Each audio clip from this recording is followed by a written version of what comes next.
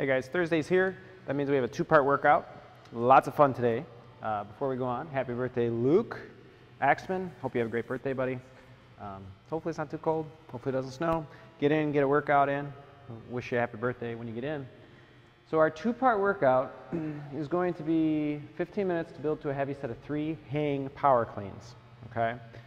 So this is not a 1 rep max, but it's something that works on cycling the bar, and a 3 rep means that you're not going to drop the bar, okay? So the first rep you have to deadlift up, you're going to have to reset to above the knee, and then you're going to go into your hang power clean. Then you reset and go back down. Now it does not have to go to the floor, that's the benefit of it. However, because you are going to be holding that bar, it probably is not going to be super heavy, but it's going to work on getting back to the positions. So you're going to find that 3 rep max or heavy power clean, and then we're going to move into part 2, which is going to be a little bit of a burner.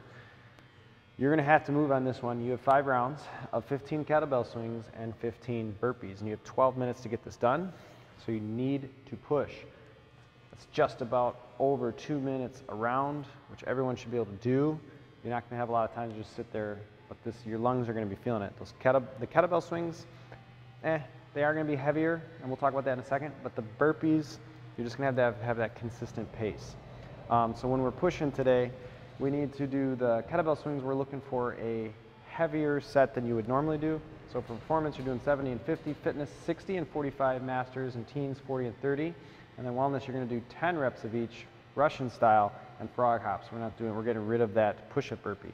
Now the thing here with our heavier kettlebell, some of these numbers might look a little weird, and we were talking about as coaches, basically, we want you to go a step heavier than you normally would on a normal kettlebell workout, okay?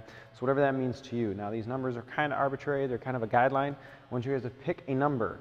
So if you're normally at like 35, and that's just what you always grab because that's what you gravitate toward, go to something like a 40 or a 45, take that next step up and make it heavier. If we're at 50s, maybe you're going to go to a 60s. Or you want to test yourself to go to that 70 pounder today. Today is going to be that day we want you to kind of push and find that heavier swing, okay? Unless you're doing wellness, these are going to be full swings, so full overhead lockout and then come back down.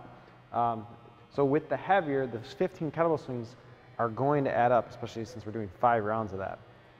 But the key is to be able to go unbroken on them, to push that pace. It's only 15. Most of us can probably do 10 to 12 kettlebell swings. On a normal weight, you should be able to hold on there for those 3 extra reps, kind of push yourself today to try to go with those bigger sets. Then that way when we go back down to the weight we've normally used later, they're not going to feel so heavy. This is how we get a little bit stronger. Because mentally you're going to know, hey, I did 15 of them.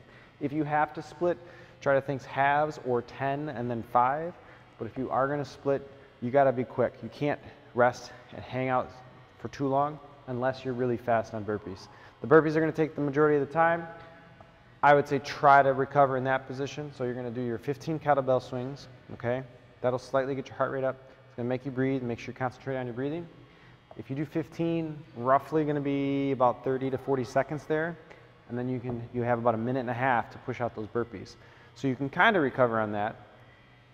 You don't have to push the super pace on that unless you have an engine, then you really want to push it, but that's where you're going to kind of recover because you just make a consistent pace on those burpees. Down, up, down, up. Find out whether you have to jump down or step down, jump up, whatever. Just get in the groove and try to keep moving. Don't stop on the burpees.